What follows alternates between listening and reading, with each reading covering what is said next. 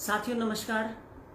जिस देश को माँ का देश बोला जाता हो, धरती माँ, गाय माँ, भारत माता, उस देश में वो माएं आज अपने पतियों का कत्ल करने लगी हैं। कलयुग कह तो रहे थे कि आएगा, लेकिन ऐसा आएगा ये किसी ने नहीं सोचा होगा।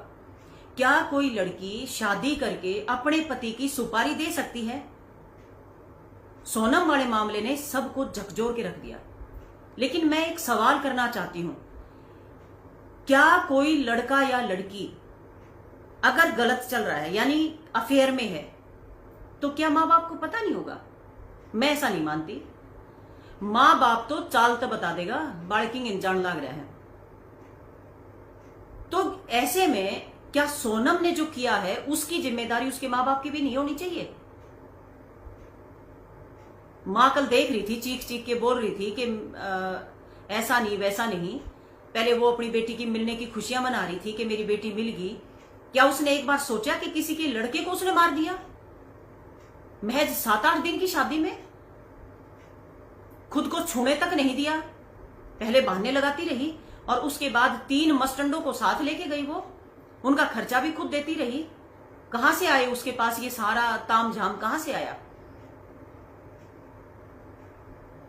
तो ये बहुत ही चौंकाने वाला मामला है। इसमें मैं ये मानती हूं लड़की ने जो किया वो तो किया, उसको तो साइकोलॉजिकल प्रॉब्लम है ही, क्योंकि अगर वो प्यार में थी तो तुम इस लड़के का नाश करने ताई क्यों शादी कर रहे हो भाई? इसने क्या बिगाड़ा था बेचारे ने तेरा? डूब मरती जड़ा तेने डूब के मरना था।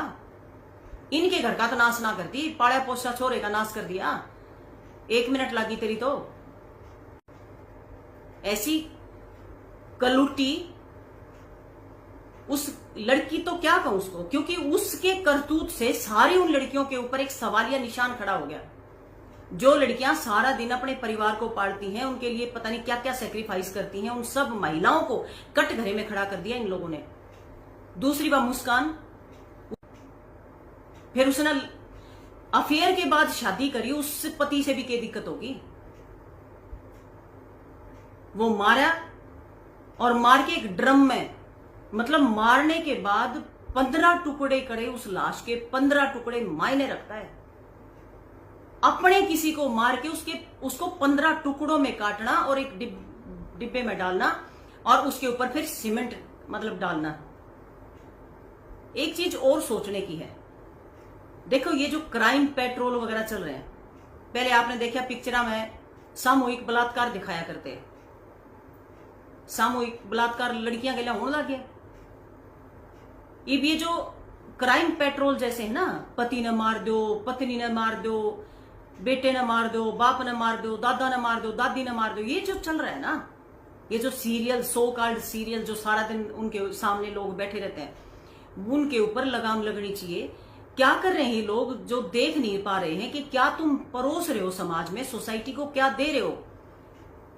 तो उसकी भी जिम्मेदारी होनी चाहिए, क्योंकि ये क्राइम पेट्रोल में जितना दिखाते हैं, जैसे इसने भी बताया कि भाई किस तरह से मारने की जो ये है, किसी फिल्म की स्टोरी से इसने ये चुराई है चीज कि भाई ऐसे मारा जा सकता है। और इसी तरह से मैंने एक देखा था कि एक चोर ने भी बताया था, उसने 50 बाइक चोरी की थी, उसने बताया कि चोरी करने का तरीका मैंने क्राइम पेट्रोल से लिया था कि भाई इस तरह से चोरी की जा सकती है। तो ये जो क्राइम पेट्रोल है, जो ऐसे सीरीज जो चल रही हैं, जो सीरियल चल रहे हैं, जो ऐसी पिक्चर्स चल रही हैं, इनके ऊपर भी लगाम लगनी चाहिए। सेंसर बोर्ड क्या कर रहा है? सेंसर बोर्ड की भी कोई जिम्मेदारी होगी। समाज में क्या परोस रहे हो? जो जैसा खाओगे अन्न वैसा रहेगा मन, जैसा बोओगे वैसा काटोगे। ये कहावतें थोड़ी हैं, ये सच्चाई है। आज जागरूक होने की जरूरत है। सारा दिन बच्चे मोबाइल पे क्या देख रहे हैं, कौन से तुम्हारे फ्रेंड हैं, किन के साथ तुम रहते हो। पहले जब घर तक छोरा छोरी कहीं पे भी जाया करते ना, तो घर में माँ बाप न्यारे पूछा करते कि चल है भाई, कब सिखावेगा, कौन है तेरी गेल, क्या मजा है, के काम जा है। और छोरी ने तो कतीना लिखट दिया करते, क्योंकि उनकी सिक्योरिटी सबसे महत्वपूर्ण होया करता। आज छोरा जा है तो माँ बाप की हिम्मत नहीं जो उससे न्यू पूछ ले भाई कि चल या, और अगर पूछ लिया तो आगे जवाब देगा बोला तू बैठा रहना तने के बेरा। तो ये जो गैप है ना माँ बाप में, बच्चों में, एक परिवार में जो कम्युनिकेशन गैप हो गया, उसके कारण बहुत ज्यादा समस्याएं खड़ी हो गई हैं। आज जरूरत है इन रिश्तों को दोबारा से सहेजने की, आपसी कोऑर्डिनेशन की, आपसी बातचीत की, क्योंकि तभी रिश्तों को ठीक मजबूत किया जा सकता है और तभी इस तरह की घिनौने कांडों से आप अपने बच्चों को बचा सकते हो।